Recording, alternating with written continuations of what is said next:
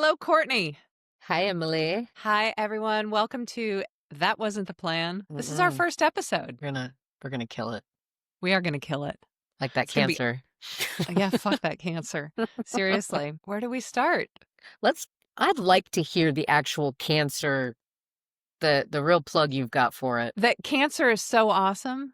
Mm. Like, am I just plugging it away? So, No, I mean m- your story.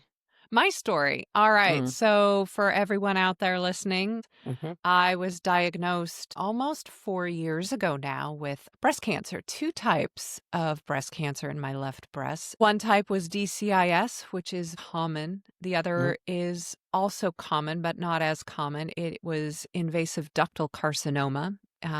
It is hormone positive, and that means estrogen and progesterone positive. So the hormones in my body were creating the cancer and trying to kill me. I had seen a dent in my left breast for at least a year Mm. and kind of thought nothing of it. I had known that my sister had a similar dent. She had breast cancer. She was diagnosed when she was 28. And that was, gosh, Courtney, you remember this, like Mm-hmm. 22 years ago when we went and did some Susan G. Komen walks. And Mm-hmm. yeah, I didn't think anything of the dent, though. I've just thought my sister had it. I have it. It's probably my mom has it, just nothing to think of. So I just thought it was normal. And one Christmas I was home, it'll be Christmas coming up here 4 years ago. I Christmas. was kind of drinking with my sister-in-law, who is a nurse, and she has worked for decades in the oncology ward. And we were just talking about, what it's like to be a woman getting older and the changes, achy this and how it's not easy. I was like, yeah, and I've got this dent in my left breast. And she said, you should probably get that checked out. And that's kind of when I had my first freak out. Right after she said that to you, you were like, No. Yeah. I right then and there tore just off all my screamed. clothes and ran around her living room just terrified. Look at it! Yeah. It's exactly what happened. I mean, I might have done that. I get I it. mean, she's a nurse. I Yeah. should have had her look at it and like feel it, but she did not. She didn't offer it up, and I was not. I did not want to go She there didn't with offer her. it up. She wasn't like, want me to take a peek? Snapping on the rubber gloves. Yeah. She just has them in her purse. She's a real nurse, man. I bet she does. Most nurses should have them just because people are going to be like, will you look at this thing on my anus? Because I'm concerned. Yeah. If I had a On nickel, my anus. I can feel it with my finger. Can you take a peek at it? Holy cannoli. It's this dingly thing. Yeah. Anyway, so I came Sorry. home to see. I came back to Seattle and I just kind of sat on it for a couple of weeks. And then finally I had enough courage in the shower and I felt around with soap. And yeah, there was a lump there. So I think that was on like a Friday or maybe it was a Sunday morning or something. And I really did freak out. I called my brother immediately and I was like, look, I felt this lump. I'm freaking out. And you That's just, sweet that your brother's your call. Like you called him. You're like, I know. We're very close.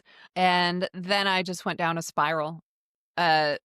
Into a dark rabbit hole that day. And were the you next like morning, laying around crying? Were you on your phone looking up stuff? Like I'm trying to picture it. no, I think I cried. I definitely sat there and stared and just, you go to places that, you don't normally think about death. What's going to happen to my house? Like, are my finances in order? What will happen to my cat? Who will, Emily, all of a sudden, bless your heart. this is where I went. And I was like, I'm not going to be here to see this. My niece and nephew.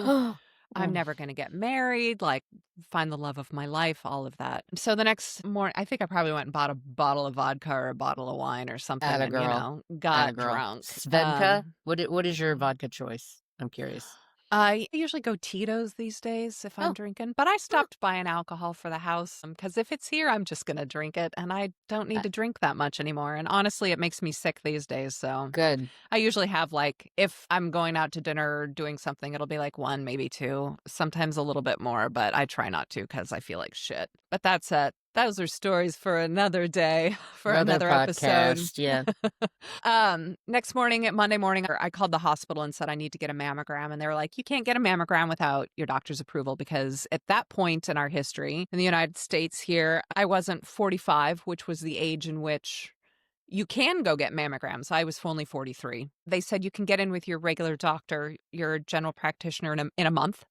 Oh my. That's the Ah. earliest available. So I had to wait for a month. I went in, saw her, she felt a lump, and then she's like, I'm gonna get you a mammogram. So that happened within I think it took actually no, she was like, we'll schedule you for a mammogram, but I couldn't get in for another month. And at this point, I'm living with this thing that only my brother and then my friend Becky up here knew about. I didn't tell anybody else because I just didn't want to raise the alarm.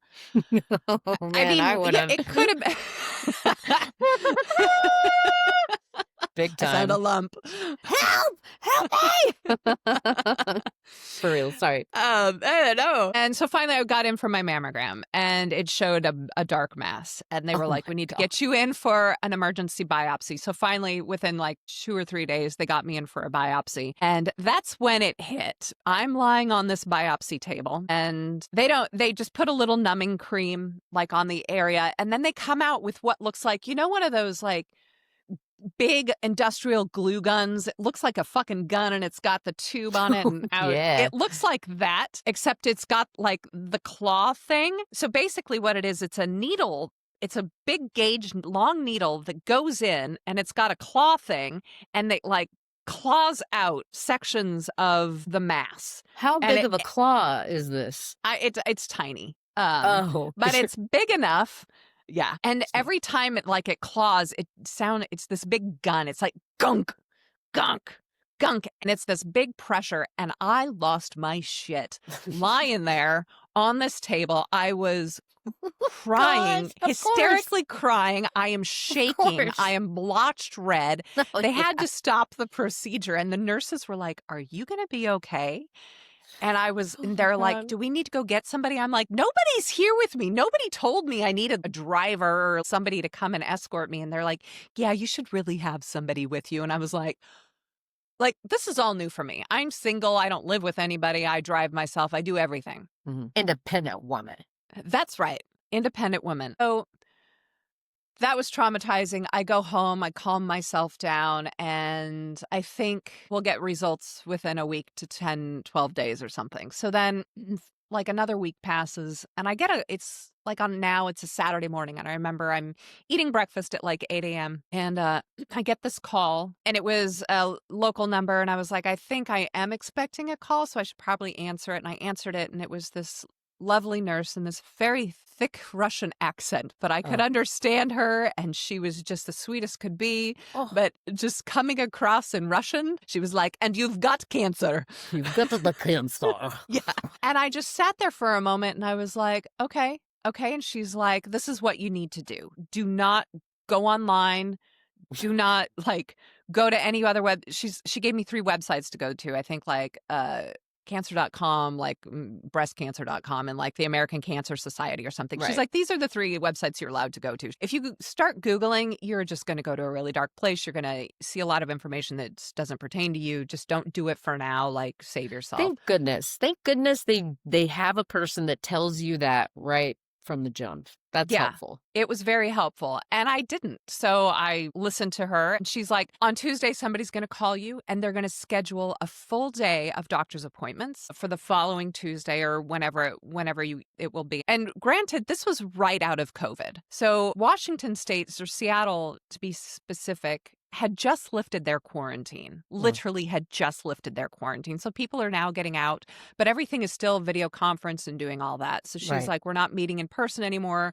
You'll have a 6 to 8 video conferences all in one Tuesday. Recommend like you bring a friend or 2 so they can listen and take notes for you and that sort of thing. So I got off the phone with her and I called my brother and I was like, look, I've got cancer. Please don't tell the rest of the family. And then I called my friend Becky and I was like, I've got cancer. And she's like, let's go out for a drink. And I was like, absolutely. Let's go do that. So some time passes. I go through all these video conferences and they're like, we're going to do a number of genetic tests for you that will give us a broader picture of what's really going on. So at this point, I still hadn't told anybody in my family. I had told maybe 3 friends Why I is that? Why did you keep it so because my mom and my sister, as lovely as they are, tend to get a little hysterical. And I would be the sister, the mom, on my side, my family, that's how I would be described. So I get it. I wanted to approach my family with all the facts. This Gotcha. is the type of cancer I have. These are the surgeries I'm going to have. This is the treatment plan I'm going to have. They don't live here, they live in Colorado. So I just didn't want to leave any loose ends. I wanted everything to kind of be tied up before I told anybody. Mm. So I, went and I had these appointments, and then I had 8 vials of blood drawn for all my genetic testing. I don't eat beef. And immediately after, I went and got a cheeseburger because I Yeah. was like low in iron. That's all I wanted. Yeah. Um, so I got all my blood drawn on a Monday. That Friday, I'm driving downtown to go to a comedy show. That's And smart. yeah, it was great. My friend Sarah Beth took me out. We went out for some dinner and then we went to a comedy show. On my way driving there, I get a call from the hospital and they're like, "Did you get your genetic testing, the vials and blood drawn?" And I was like, "Yeah, I did that Monday." And they're like, "Okay, we thought so, but they've lost your blood." I'm Whoa. like, how the fuck do they lose 8 vials of blood? She's like, yeah, we're not sure. And I was like, okay, they're probably on the black market somewhere. Anyway, she's like, you need to go in right now and get them redrawn. And I was like, I can't go now. I can go Monday. So anyways, everything kept getting pushed back. There were all these little things that kept getting everything pushed back. I finally get my genetic testing back. I finally, have an in-person appointment with my surgeon and we're on track. So it was about a week before my first surgery. I'll just preface it with that. I finally told my family. I called my dad and I said, "Hey, Dad, what are you doing?" He's like, "I'm driving." And I was like, "Oh, okay. Are you with Mom?" He's like, "No, your mom's home resting." And he's like, "Why? What's up?" And I was like, well, I guess I'll just tell you and then, I can tell Mom too." And I was like, "I've got cancer." And he paused for a moment. And I said, "And here's the thing. It's this type of breast cancer. I'm going in for my first surgery next week. I've got my genetic testing. Like, I've got everything lined up. Everything's, as good as it can be." He said, "Let me get home and then you can call your mother." I called my mom and she was like, "Oh, okay." And All my mom, right. Have she was having some health issues at the fun. time Bless and, her heart. God. doing her own thing. She's Have like, "Okay, fun. well, you just let us know what you need." Make Uh, friends. yeah. I was like, "Okay, I'll let you know what I need." And all I could think back to was when my sister had cancer 20 some odd years ago, how they were there for her night and day. My mom offered to shave her head in solidarity with my sister and all of this. And of course, immediately you're just like, well, why am I not getting the same fucking attention? Mm, But I had to nip that in the bud immediately because I can't compare anything. So it's much time true. has passed. It's I'm like, true. and I'm a mature adult. My sister was very young. I don't live in the same city. My mom is not doing well these days. I was like, just Emily, you just have to drop it. And so I did. Good for you. Yeah, it took a minute, but I was able to come to terms and be like, that's okay. I have family out here and they're the ones who are going to be supporting me. So, going for my first lumpectomy because at this point they had said, "You're going to have a lumpectomy and some radiation and Ooh. you're going to be done." And I said, "Great, what's the recovery like for the lumpectomy?" And they're like, "It's going to take about a month. So, you might want to don't plan anything major. You're probably going to want to take 2 weeks, maybe a month off work." And I'm a freelancer, have been, my entire career. So I was like, all right, I just won't take any jobs for that month, even though the phone kept ringing for Oh jobs. gosh. And Oh, I had to tell everybody no. And I was like, shit, of course. Like when I need the money to pay for all of this and to help support myself for, the months coming when I'm probably not going to be working much, I have to turn down all this work. were So you telling them that you had cancer? I can't. I've got cancer. a few people I did. Yeah, in fact, I did because I was like, look, I was just diagnosed with cancer. I have to go in for a surgery. I'll be back up and running in, I don't know, like a couple Yeah, weeks just or get at the the end of, knowledge out there. yeah, People will yeah. know that what's going down. That's what I would do for sure. Yeah, so I think at this point, like my first surgery was at the end of April. And so I was like, all right, come June, I'm going to be, back working again. Well, I come home from my first surgery. They give me Percocet, which is the devil's drug. I hate that drug so much. Yeah. I don't think Had it's so bad. yeah. We see it in different ways. I like Vicodin. I like it too. But anyways, I had developed, and I'm at a loss for what it is, but it makes your heart palpitate like crazy and you think you're going to die and it can actually kill you. Is it an opiate? No, but it's something that the Percocet does to your system, and I can't Oh, for I the see. life of Gotcha. me think of what the term is. If I can remember, I will pop that back in here somewhere. So I was having major side effects with that. My friend Carrie offered to stay the night with me that first night, which was godsend. I had these friends taking me to the hospital, dropping me off, Carrie. other friends picking me up, bringing me home, other friends like buying me groceries, stocking my fridge. Heck Carrie yes. came over. She's like, "I'm gonna go buy a Freaking. bottle of wine and sleep on your couch." And I was Yeah, like, Carrie. "Whatever. Okay, girl. As Yep. long as there's a human here, I'll be fine." Except How I does wasn't. Carrie spell her name, with a C or a K? Karri.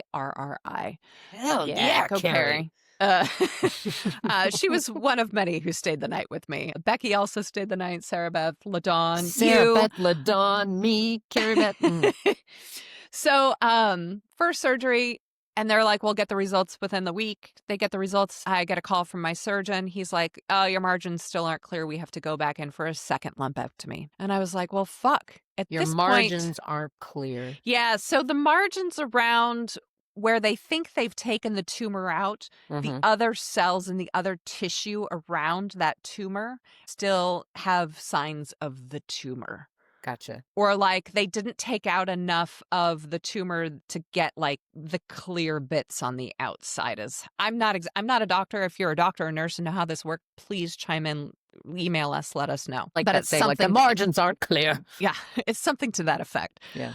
So I was like, well, shit, because we had discussed getting a mastectomy, and I was like, I've seen so many botched boob jobs from mastectomies. I just didn't even want to do that, especially when they were like, your cancer's not that bad, your tumor's not that big. We'll just do one lumpectomy and radiation and be fine. So I was like, great, like leave my tits alone.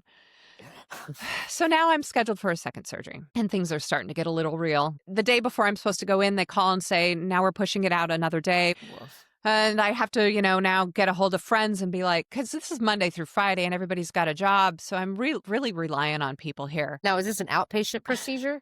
Yeah. So I Okay. go in the morning or whenever it is. They drug me up, do the surgery, and then I'm home by the end of the day. Drug you up, or do they put you down? Oh, they you put out? me down Yeah. completely. Okay. Yeah, That's what I thought. I You're am completely out and under. not just watching, like, No, so go in for my second surgery, do the whole thing, the whole shebang, blah, blah, blah, come out of that. I'm home resting. Another week goes by. I get a call from my oncologist, who I had never expected to hear from again because everyone was like, you don't need chemo. And so I get a call from my oncologist, and he's like, all right, your cancer's a bit more aggressive than we had originally thought. Your oncotype score is really high for your age. We're gonna have to do chemo. So we need to schedule you to come in. It's like a 2-hour consultation to go through everything chemotherapy. So I get that on the books. I'm bringing my friend Amy with me.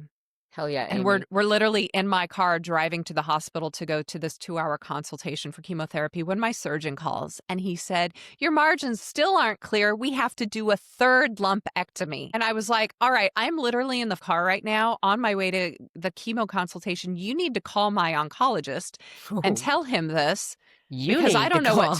I was getting a little feisty with them. Oh, I was like, damn. you need to tell him what's going on because I don't know what to do. Do I go in for this thing and Yeah. do I push that back because I can't do chemo until I've healed from surgery? And if I have to go back in for another surgery, that's another month out. And I'm Emily, already my on the books for goodness. chemo like next week. So they do their thing and they call me and they're like, turn around, go home. Like, you can't go to this chemo consultation right now.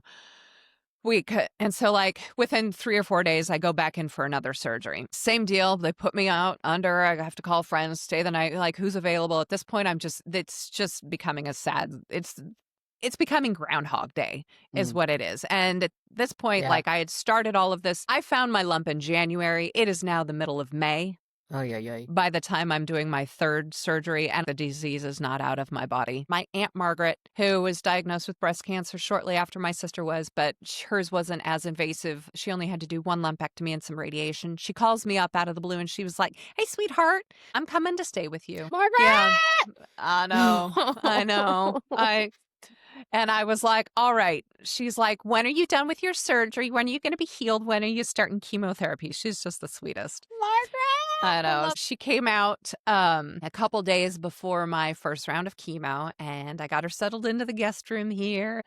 which is lovely, by the way. Oh, thanks. So go through my third surgery and I finally go to my chemo consultation this time by myself because no one was available to come with me. And, it's all the do's and don'ts that you can't do during chemotherapy. Like everything in your house has to be clean at all times, yourself included. There can't be any bacteria, germs anywhere because your immune that makes system sense, for sure, is yeah. completely shot. I've got a kitty. I can't clean her litter box. I have to have somebody else do it. Yeah. But Yep. Hi, So, everybody. or I have to wear like gloves and a mask because, I live alone. I have to be able to do it at some point because there is a toxin in cats' feces Well, yeah. that Oh my can God. really make you sick. And it's the same goes for pregnant women. They advise against cleaning the lit. Cleaning the kitty box. Yeah, Aunt Margaret comes out. She came out just in time for me to get the god-awful chest port put in. Oh, And I think I complained about that every fucking day for 6 months.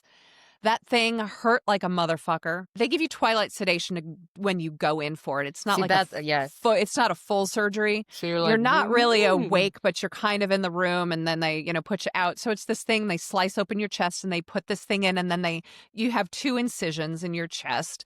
I don't know if you can still see any scars. I bet maybe you not. can. Anyway, and then it's like a tube that wraps around and it kind of goes down into your heart a little bit so that when they pump you full of the chemo drugs, it immediately goes to your system. And it's also to help with like intravenous, so you don't have, it's not going into your veins every time because it can really mess those up. So the chest ports are amazing. They're a good thing. But for me, the way they attached it to the muscle or whatever my body just did not agree. And I couldn't lift anything more than 10 pounds ever. So I couldn't pick up my cat because she's a good hefty 20 pounds. She's a 20-pound cat? Yeah, but when I adopted her, she was 18 pounds. So that's not on me. Oh. But she did gain 2 more pounds when she got her. So. We were stuck inside. I adopted her the Thanksgiving before COVID. So she only really had 3 months of me not being home. And then we were forced in quarantine together for 2 years. And all we each did was eat and drink. It's what the world did. It's what we all did. It's what we all did, except for you. Yeah. Anyways, so yeah, she gained a couple pounds. But anyways, I couldn't pick up my cat. It was just hard to do anything with that chest port. So does she let you pick her up regularly? Are you able to pick up that cat regularly? I was going to say, she's a little fickle, isn't she? Yeah, she doesn't really like it that much, which is fine. She's a little fickle that way. She's a fickle pickle, that girl. Yeah, a fickle pickle. So we go in for my first round of chemo, and my nurses there are very pleasant and nice. I could not do the cold cap therapy that's offered to people to help keep and preserve your hair. My insurance didn't cover it. It's very expensive, and I just didn't have the money. And I thought, well, fuck it. I'll just lose my hair. So going for the chemo, came home. I felt pretty good that day. But the strangest thing after my first round of chemo was I lost my taste buds immediately. I came home to some beautiful raspberries that I had just purchased, and I couldn't taste them at all. And I asked my aunt, I was like, do these taste off? And she's like, no, they're delicious. And I was like, oh my God, there goes my taste buds. Next morning, woke up and I was shitting blood. That's when that began. Wow. Yeah. And it wasn't bad. I did call my nurse because they were like, if that happens, call us. And I explained like the situation and what it looked like. And she was like, that's pretty normal. But my guts, I was running to the bathroom every 10 seconds. And didn't really stop until a month or 2 after chemotherapy was done. So I started chemo in June. I wasn't done until September. Poof. Because my chemo was on a 21-day cycle. So every 21 days I'd go in, and it's kind of like a negative bell curve where you get chemo and you start to feel really, really shitty. And then you hit rock bottom around like day 12-ish. And then you start to feel better. And then you go back in for chemo again. And then you do that. Yeah. I knew I was going to lose my hair. So about 5 days after my first chemo, I went in and got my hair completely chopped off into like a little cute pixie cut. Yeah, sort of pixie, but little boy cut. And I shouldn't have done that because it was like I had to pay my stylist, like $100 or $200 to make this cute cut and 3 days after that, in the shower, I woke up one morning and there was hair all over my pillow. Oh my God. I went in the shower and I could feel it running down my body. And then I looked in the mirror and I had this bald patch right here. And I started to lose it all up front. Like, Nice. that's where So you still had it I around. still had it I had, like, male pattern That baldness. It is was really hot. sexy. So, we still had errands and stuff to run, so I'm, like, running around town, like, with a giant comb over. Yeah, it was really I have pictures. I'll put them up. A giant comb. It was fucking hysterical. And then a few days after that, I called up Becky and Sarah Beth, and I said, "Sarah Beth, bring over your husband's buzzer. Like, we're gonna go on my front porch Bring over and your just husband's buzzer. we're gonna buzz my head." So they came over They and we buzzed you. buzzed my head and just got rid of the rest of the hair because it's just unsightly. And then I had a buzz cut. It wasn't completely gone, but then over the course of the next week, it mostly was gone, except, you don't lose all your hair. You still have like some of these little babies here and Right, there, right. but they're not long. I mean, it's just like little mouse fur that you get. But in What addition was it to like the yeah, first time you just rubbed your own bald head? Like, aside from the trauma, the cancer, it's awful. Like, was it kind of liberating? Like, it was liberating. And yeah. I was like, oh, so this is, what I look like bald. And it wasn't bad. No, my gosh, It did Emily. take a minute to get used to. I Of think course. the hardest thing was losing most of my eyebrows Yeah. and my eyelashes. Oh. So, because those are the things that, make your face pop. And Yeah. if you identify as a female, those you want to put makeup on and it helps you feel better about yourself. That's Well, why and we wear makeup. how will anyone know that you're surprised?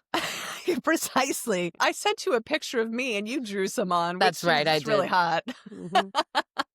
Anytime, sister. Chemo, it kills everything in your body. It kills all your healthy cells, everything else. You really just feel like shit. But one of the bonuses was I didn't have to shave my legs for 6 months. I mean, it got rid of all the hair downstairs. I was just Really? like Bare bald, bunny and bare bunny, Ooh. bald. Yep, bald as the day you were born. it was really nice. So Was it just smooth, like, or was it like you'd shave so it was a... no, it was smooth. Oh, Yeah. Yeah. I think there were a few stragglers. Oh, I think I had a soul patch. Oh, I wrote that down in one of my diaries. It was like that's this. awesome. He It plays the was this- saxophone on Tuesday nights. He did. It was like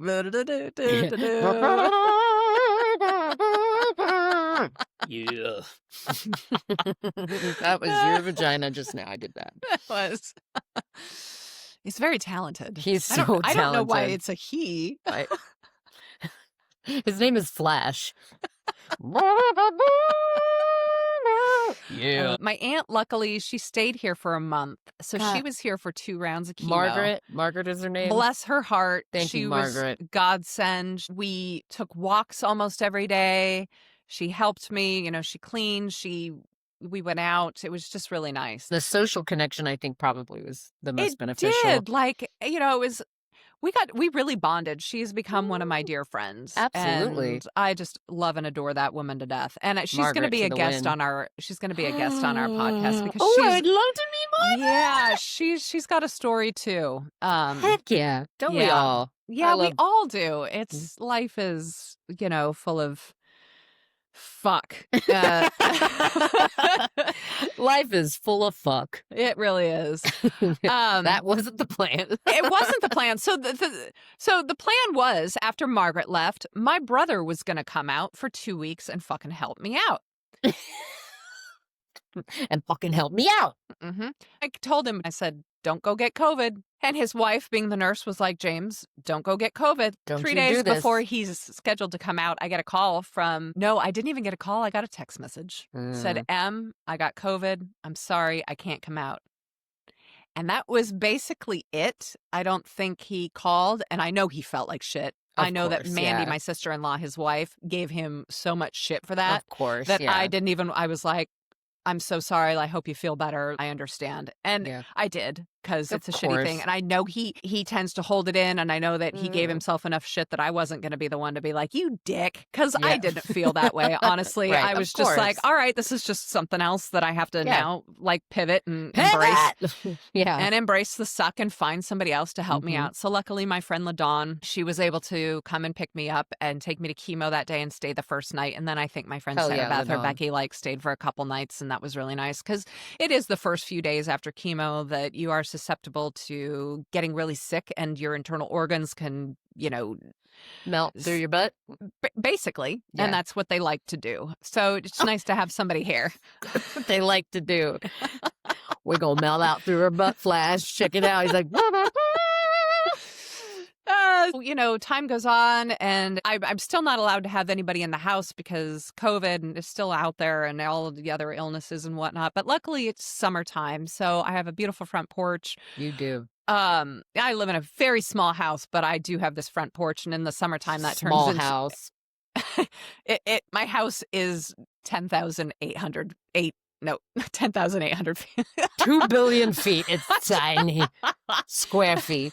Jesus, that's a fucking mansion. No, it is not quite 1,100 square feet. So it is small. It's smaller than most apartments. Anyways, we had a lovely little birthday party for myself on the front porch. My dad came out. He stayed with me good. for 2 weeks. Cool. So that was interesting, spending like that much time with one-on-one with my dad that I haven't done in since I was, I don't know, 24 when I was living at home. Yeah.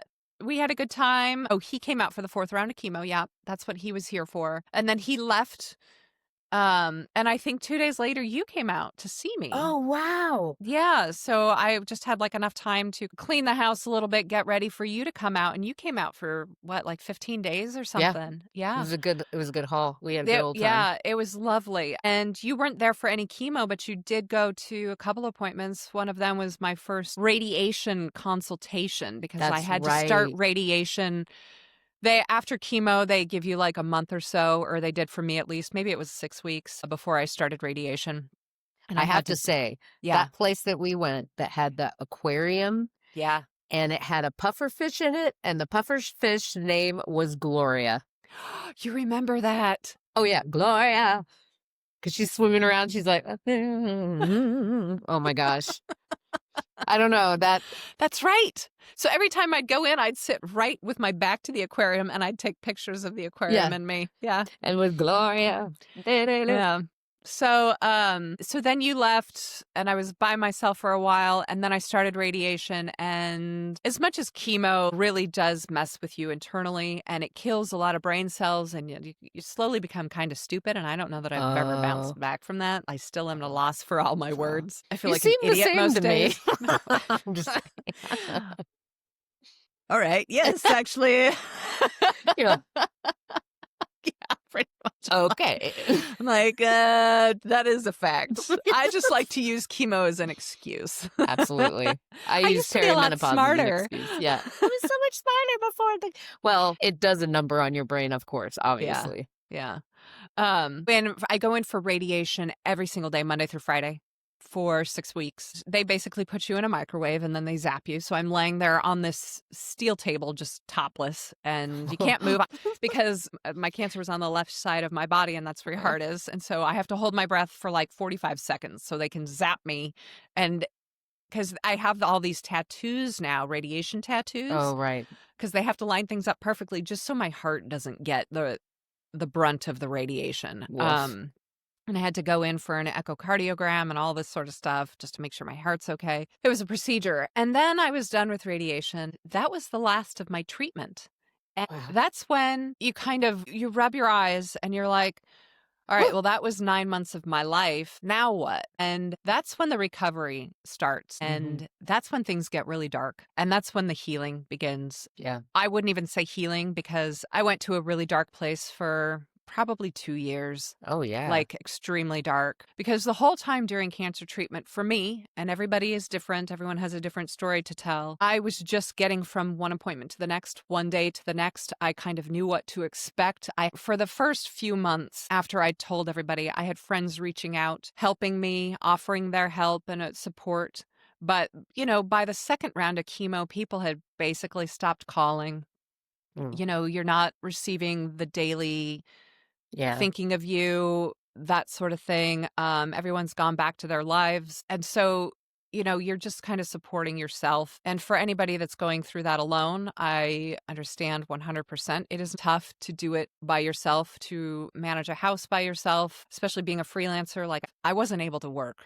I had a GoFundMe, thank God, that was able to pay for my bills, my mortgage, and just food on the table. And it wasn't that much of a fund, but I am so grateful to everybody that did donate because it kept me afloat. I don't know what I would have done. Right.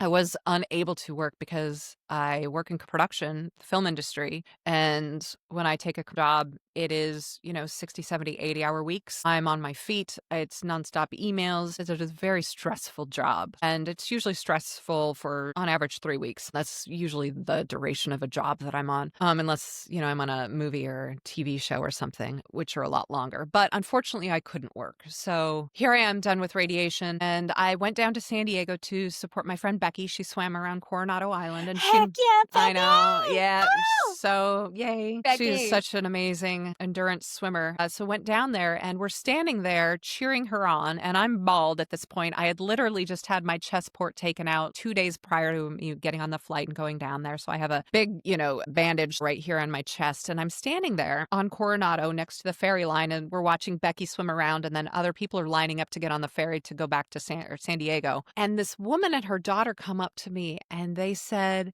"Is that a scarf from a chest port?" And I have a ball cap on, but I'm bald. Like you could tell that I have no hair. Right.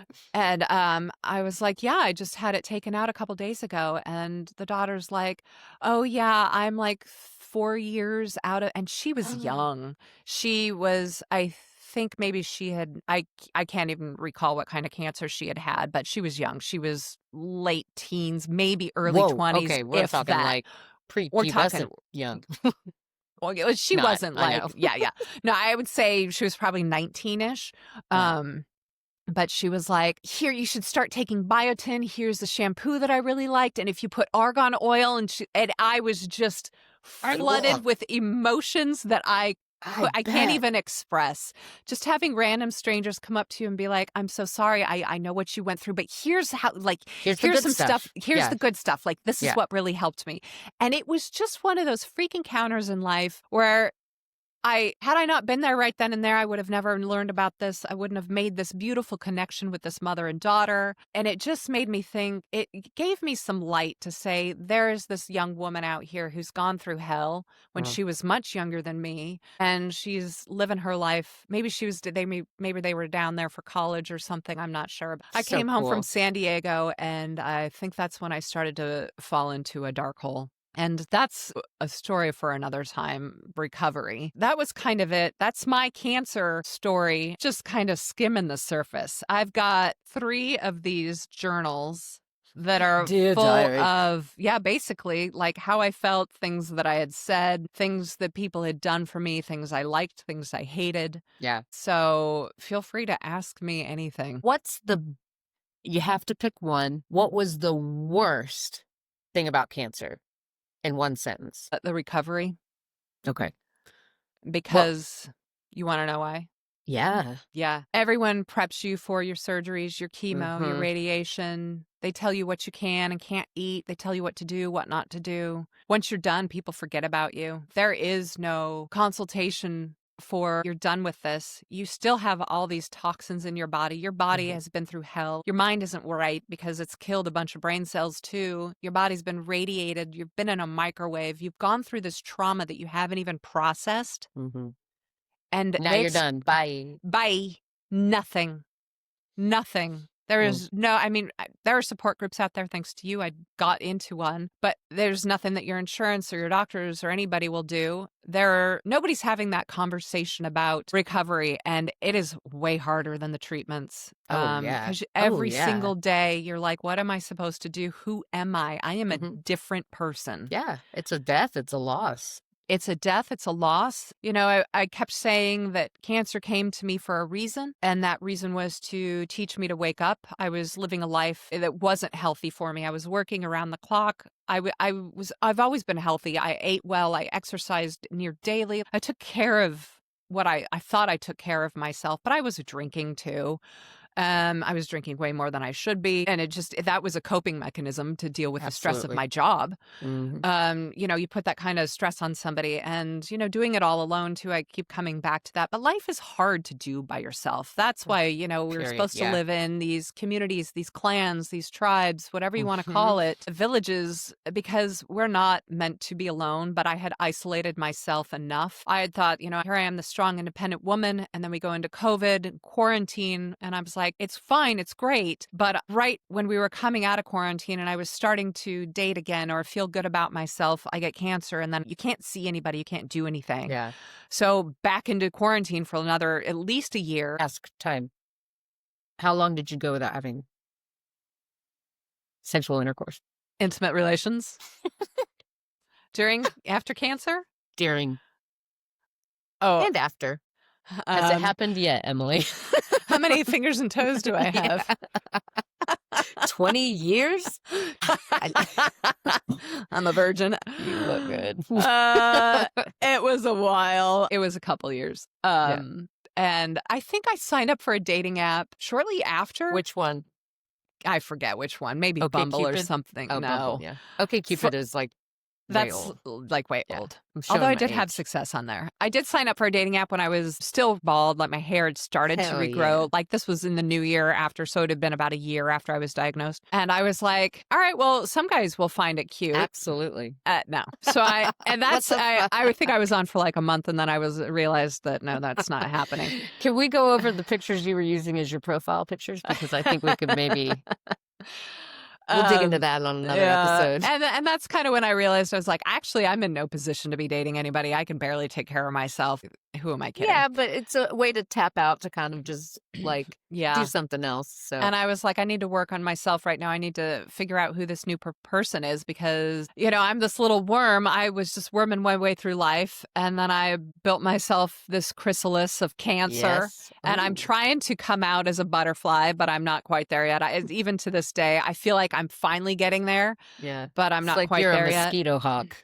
That's right. So, I'm sorry, that was a very long-winded answer to your question. Well, What was it the has to hardest be. thing? Yeah. It was What recovery. was the best thing? I'd say the best thing The was bald bunny. Yeah, losing the bush. Having friends either come back into my life that I hadn't spoken to in years, and then also having friends leave my life that I was holding on to for whatever reason that you realize are not serving you anymore. Which and is so just nice. Which is to say, Adieu. bye-bye. Yeah. I wish you all the best of luck. If our paths cross again, I will say hello, but you are not meant to be in my life anymore. And So I am long, farewell. Avidas and goodbye. Precisely. It was amazing. I feel like you and I reconnected. I For reconnected with my aunt, a few other people. It Some was time with your daddy, or you're just your dad. yeah. Just my dad. Yeah, just the dad. DAD. Yeah, that was, I think, the best thing.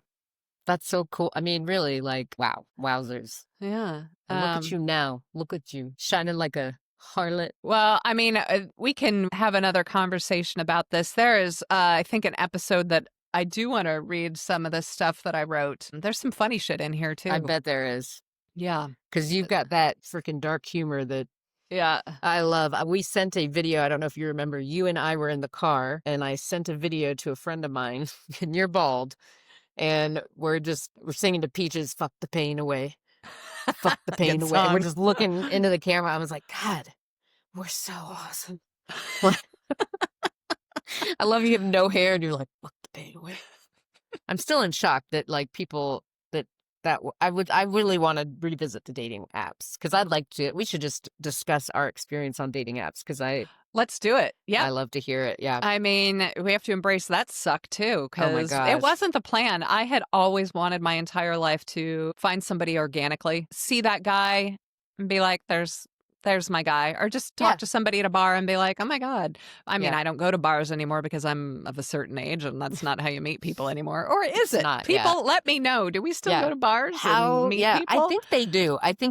It may be in bigger cities. For sure. I know, like when I lived in LA or when I still go to LA, New York, we go to bars and hang out. Sure. So people. I see people at bars and they're, doing the thing. And so I'm sure that is still a viable way. But I guess it's not something I do much anymore because all my friends are partnered up and they don't go out. And I'm old. I like to be in bed by 9. So amen, sister. Yeah. Anyway, oh my God, I love bed. It's my I wake favorite up thing looking in the forward world. to bed. in the Twilight books. And she's like, yes, let's do this. Go into yeah, real Twilight. quick. And she's like, oh, you don't have a bed in your bedroom. And he's like, because we don't sleep. And I'm like, man, I could never be a vampire. Going No, to bed man. is my favorite thing in the world. So great.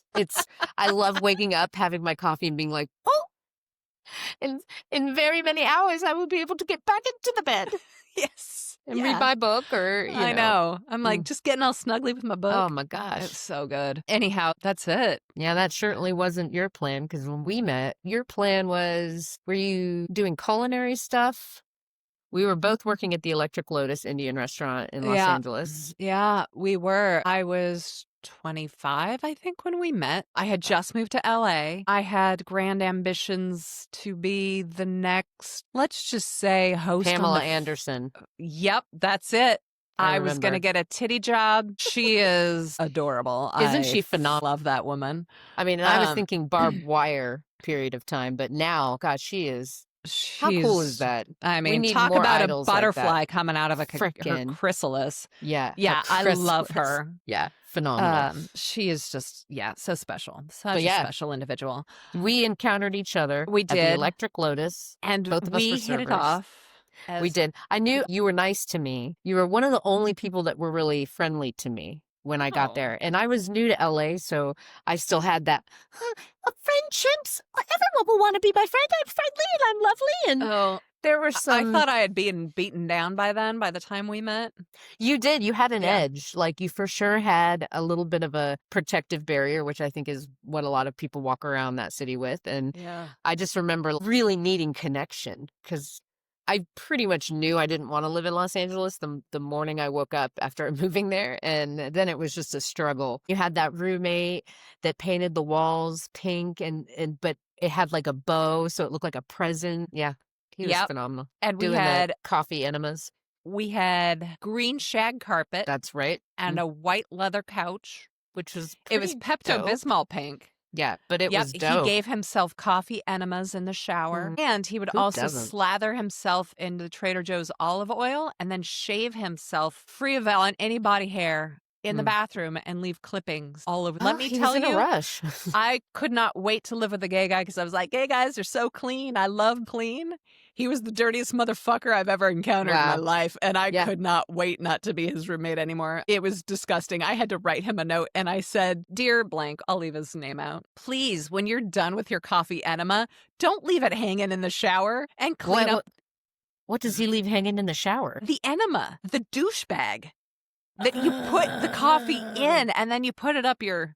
Yeah, he'd leave it hanging in the shower, and then I'd be like, and please clean up the hair trimmings on the floor. It just gross. It was just gross. What was his response? Did he do it? He did. And that ended our friendly... Because you left him a hostile note? I mean, I don't know how hostile it was. It was a note instead of me saying something just because I had difficulty, still do, having conversations with people. Yeah, it's hard. So it is hard. Yeah, that's how we met. But we did hit it off right away. I remember it was Elijah's birthday. He was my partner at the time. We'd moved to Los Angeles together. And I wanted to cook him, make him, bake him pink cupcakes because he loved pink food. And so you said you'd let me do it at your kitchen. So I remember walking. I walked from Vermont, like Los Feliz, all the way to your house. And I remember that walk, and it was far, and I was sweating. And we were going to bake the cupcakes, and then we were both going to go to work, and you had a car. So, because that's before we had a car. Crazy times. We'll talk about our LA days on another episode. It's fun because I don't have anyone to talk about it with. You don't get to talk about it. Like, nobody cares, and I'm excited to get into that madness because it was fun. What a silly place. What a silly girl. Back then it was totally silly. It has completely changed. I can't even imagine. Yeah. But it was not my town. And I was like, but I'm going to still live here for a long time. I was there, I think, almost 12 years. Yeah. It was a total of 8 for me, but it was split peppered up with trips home and lighting my life on fire and watching it burn. I'm grateful to hear the full story because I left a lot out. Of course. But to get the timeline That was the timeline. Mhm. And, And I can imagine that people that have been diagnosed with cancer, have experienced it, will love to hear just someone else's process of it, because I tell you, the support you find with people is with connection and understanding of what you've been through. That's what life is about, I find. yeah, yeah. So, And I just want to quickly say that had it not been for you, I think oh, recovery would have been that much more difficult. You were the one who, when you were out here, you saw that I was struggling and you signed me up for a support group. yeah.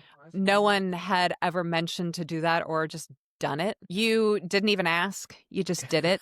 I'm And like, let you're and going to do this. yeah, You're going to like well, it. that is the best thing. And if we can go back to the helpers, Hmm. if you know somebody that's going through something, reach out to them and say, I'm here for you. Don't ask them, what do you need? How are you Yeah, feeling right now? Because 90% of the time, 99% of the time, they're not going to know. They're going to be agitated, irritated, scared, tired, fatigued, whatever it is. So for me, I found the helpers that would just say what they were going to do and then follow through just and do do it. it. Mhm. I had one dear friend, LaDawn, who said, Hey, are you home? I'm coming over with my vacuum. You don't even have to acknowledge me. Oh, She'd show up with her Dyson, yeah. come in for 20 minutes, vacuum my house, and leave. LaDawn. Yeah. And then other times she would just say, Are you I home? love I'm that. dropping soup off. Or other friends that are say, Are you home? I'm dropping food off. If you're not, I'll put a cooler on your front porch. Just people to show up and Just do it. Yeah. or other people being like, I've hired help to come and mow your front lawn. Mm. They're taking care of it for 4 months. You don't have to do a thing. Hell, It's just amazing. That was my friend Darcy. hell yeah, Darcy. It's just, I can't say loud enough, just do. And if you're afraid, and also don't take things personally. No. If the friend you're trying to help lashes out at you or doesn't Mhm. acknowledge a text or a phone call or this or that, Just keep coming. do not take it personally. It's not you. Don't just stop asking, how are you? And rephrase your questioning. Do Make something. it actionable and just Yeah. do and drop off groceries. And the best type of food to deliver are shelf stable frozen foods. Mm-hmm. And, as much And as filet everyone. mignon and lobster. Yes, absolutely. Caviar too. Oh, and Champagne. caviar. Yeah. Champagne. Oh my God. Yes. Tito's vodka. But yeah, I found that everyone knows I love potato chips, so they got me all kinds of potato chips.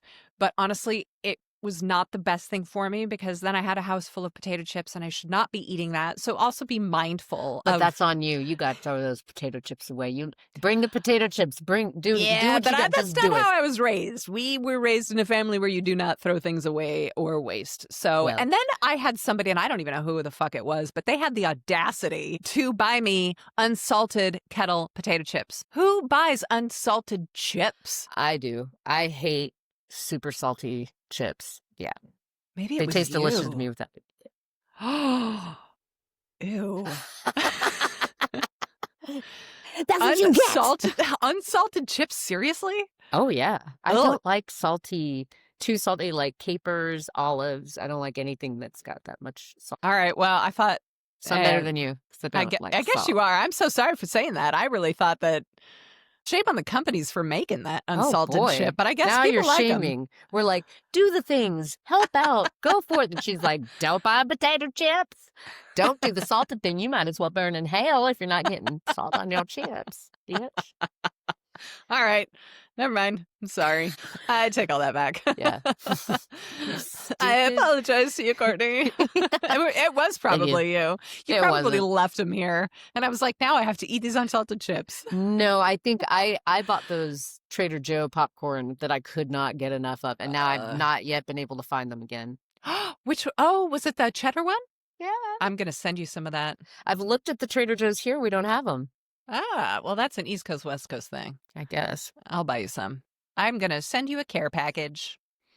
All for doing this podcast with me. Oh. Well, the pleasure is all mine. All right. You sparkly angel. I'm so glad you didn't die from cancer. Thanks. Me Yay. too. It's really silver linings. It is silver linings. I'm still here. We're making And this look happen. at your hair is amazing.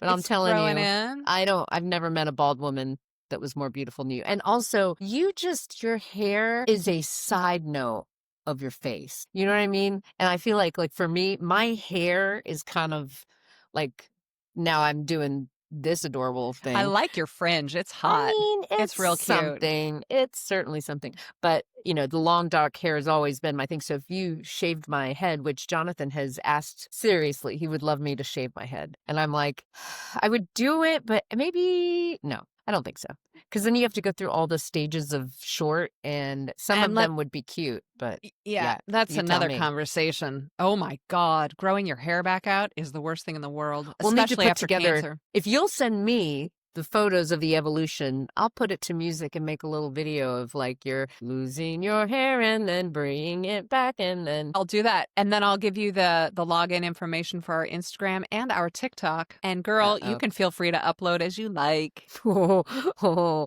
famous last words. Emily, we got kicked off of TikTok. My bad. Oops, daisies. Oh, well, we tried. My bad. You can find us on, let's see. Your local newspaper. The wanted ads. Classifieds. Yeah, what is that even called? What is the classifieds? The classifieds. The wanted? I was thinking most wanted. You can find us on the FBI, on the FBI's 10 most wanted list.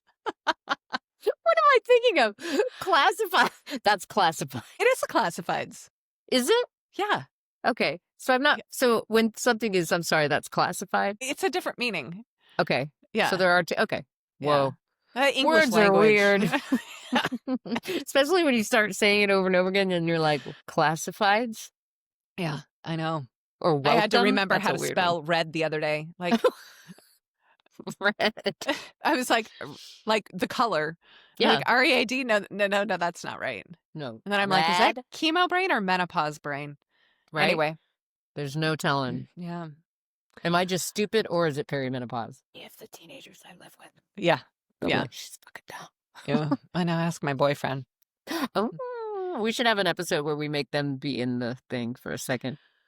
Oh, maybe. Wow, you had to process that real quick. You're like, yeah. Mine, because we work in an office together. His business is his side. It's one big long desk. It's pretty cute. So then we can hold hands while we work. Oh, just kidding. How we sweet. don't do that shit. Anyway, another episode. Yeah. Yay! I think it went well. Yeah. Well, I just want to say thanks to everybody for listening in, downloading this episode, and tune back in for the next one. Until then, Courtney, you got any other questions, comments? Oh, gosh. I'm trying to think of something good, but the perimenopause is like, no. All righty, girl. God. What a good ending. All right, everyone. That wasn't the plan. That wasn't the plan. And we will talk to you next week. Yes, indeed. Okay, bye. Bye.